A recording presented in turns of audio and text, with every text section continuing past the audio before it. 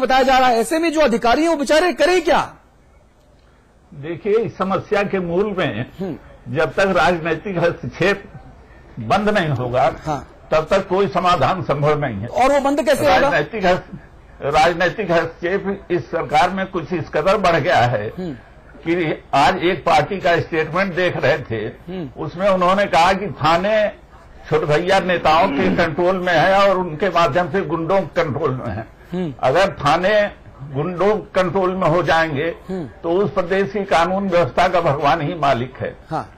ये राजनीतिक हस्तक्षेप इस कदर बढ़ गया है, हाँ, कि इसको रोकने का कोई मेरे पास तरीका दिखाई नहीं पड़ रहा है। जब तक शासन में कोई बहुत बड़ी इच्छा शक्ति नहीं होगी, ठीक है, तब तक ऐसा संभव नहीं है। नहीं, इच्छा शक्ति शासन में हो ना हो, लेकिन चाचाओं में इच्छा शक्ति बहुत है। चाचा शक्ति इतनी ज्यादा है कि वो मुख्यमंत्री की शक्ति के ऊपर हावी है। Vajpayee ji, final comment 30 second. ताऊ शक्ति, ताऊ आजम खान की भी शक्ति है। नहीं, आजम खान भी चाचा ही है, आजम खान ताऊ नहीं है। आजम खान तो चचा है, चाचा भी नहीं है। चचा। हाँ, गोविंद जी, फाइनल कमेंट 30 सेकंड्स। नहीं, मुझे लगता है जो उत्तर प्रदेश की स्थिति है वो जिस तरह के मुख्यमंत्री से उम्मीद थी, जो पहले दिन उन्होंने कहा था कि अब हम आ गए और 1 महीने बाद कहा था कि सारी जिम्मेदारी आज से कानून व्यवस्था की हमारी है। हाँ। सरकार की जो नियत है वो जब तक साफ नहीं होगी, जब तक उत्तर प्रदेश को, वो पूरे उत्तर प्रदेश को अपना राज्य और अपनी प्रजा नहीं मानेंगे, जाति और धर्म के खेमे में बांटकर उत्तर प्रदेश की प्रजा को देखेंगे, तब तक इस समस्या का समाधान नहीं हो सकता।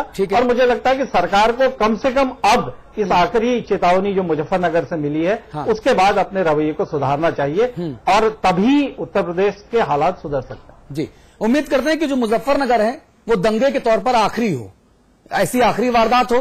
हम पाक परवरदिगार अल्लाह मियां से, भगवान से ये दुआ करते हैं कि ये मुजफ्फरनगर, अखिलेश जी ने कहा कि उनके दामन पर ये दाग है, ये दाग आखिरी हो। बस मैं सिर्फ इतना कहता हूं, ये दाग आखिरी हो अखिलेश जी।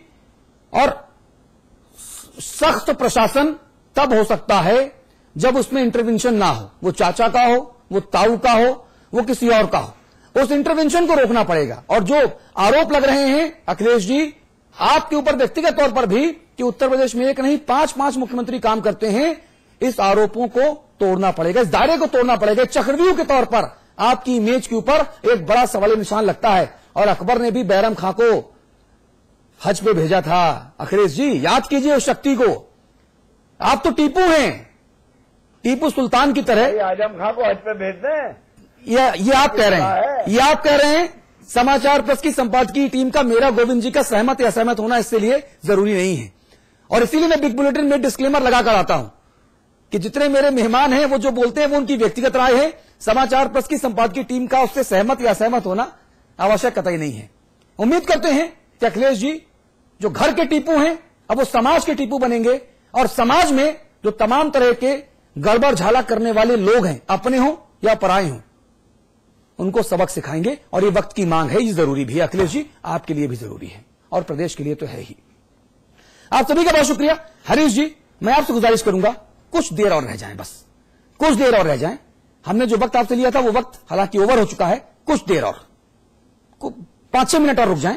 एक ब्रेक ले रहे हैं, तुरंत लौट के आते हैं, चर्चा उत्तराखंड के मुद्दे पर आगे बढ़ाएंगे।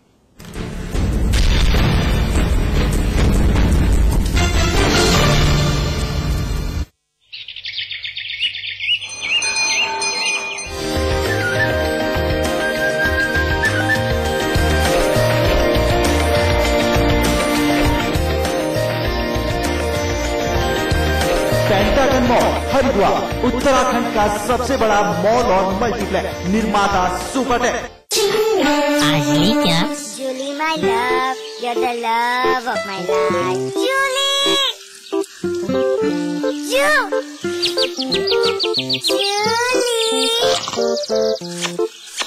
उंगली खुजली ने प्लान बनाया क्विकली और पाइप दबाया क्वाइटली।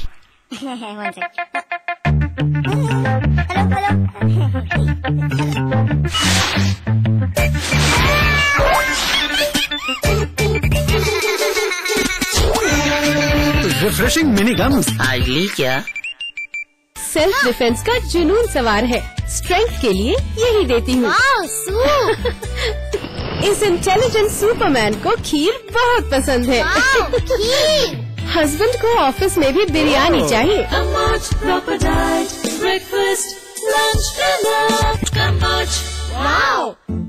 खोल दो इन खिड़कियों को, इन दरवाजों को, हाथों को फिर से हाथों में डालो।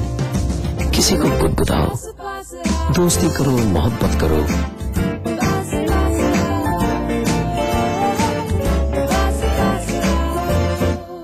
गले मिलो, आंख मिलाओ, किसी को अपना बनाओ। ताया ताई, मौसा मौसी, सबसे प्यार करो, रहो हमेशा पास पास। विराज कंस्ट्रक्शन प्रस्तुत करते हैं आपके शहर लखनऊ में फैजाबाद रोड पर संपूर्ण आवासीय योजना बीबीजी ग्रीन सिटी। मात्र 20% जमा करके पाए अपने सपनों का घर। आज ही संपर्क करें 0522-309-3500। पीछे पीछे वक्त चला, आगे निकल गए हम तुम, सोचो ऐसा क्या कर गए। शुद्ध प्लस पान मसाला, तुम में भी मैं हूँ। यहाँ मेगा मॉल बनेगा, तो बिगेस्ट इंडिया एवर सीन। यहाँ स्टेडियम बनना चाहिए। चैरिटी के बारे में सोच रहे हैं। कभी तो ऐसा ख्वाब देखिए जिसमें हजारों ख्वाब शामिल। GR एंटरप्राइजेस के इंटरनेशनल स्टेडियम ने इस शहर के लोगों में गर्व की भावना और स्पोर्ट्स कल्चर को अद्भुत बढ़ावा दिया है। GR enterprises shares have reached N all time high. जब दूसरों के ख्वाब पूरे करोगे ना, तो अपना कल बनते देखोगे। रजनीगंधा हिलने है दुनिया।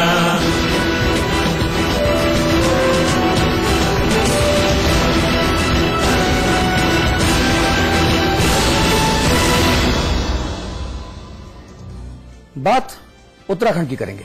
कैबिनेट मंत्री हरक सिंह रावत के घर पर कांग्रेस के विवादित विधायक चैंपियन के नाम से मशहूर कुंवर प्रणव सिंह ने जो जौहर दिखाया, उससे सरकार की जमकर फजीहत हुई है।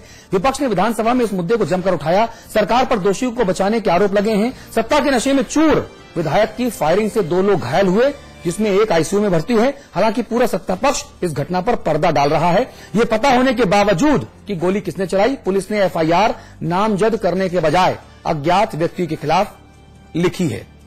इस मुद्दे पर बातचीत करेंगे। हमारे साथ माननीय हरीश रावत जी मौजूद हैं। आपसे मैंने 5-6 मिनट का वक्त और ज्यादा मांगा है। हमारे साथ सुरेंद्र अग्रवाल साहब हैं, आप कांग्रेस की नुमाइंदगी कर रहे हैं। अविकल थपलियाल हैं, हमारे स्थानीय संपादक हैं।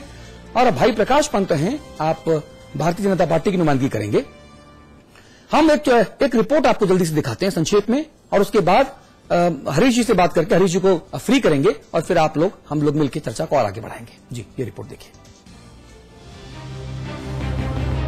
कैबिनेट मंत्री हरक सिंह रावत के आटू बंगले पर कांग्रेस के विधायकों का भोज आयोजित किया गया था। भोज में चैंपियन का आगमन हुआ तो गेट के बाहर से ही एक फायर हवा में झोंक दी। सबको पता चल गया कि चैंपियन आ गए हैं। उसके बाद एक फायर भोज के लिए लगाए गए पांडाल में कर दी। पांडाल वाला कलेजा पकड़कर बैठ गया कि गई भैंस पानी में। गोलियों से भरी लाइसेंसी पिस्टल से निकली सरकारी गोलियां कहां देखती हैं कि अपनों को लगनी है कि परायों को। फिर ट्रिगर दबा, तीसरा फायर हुआ।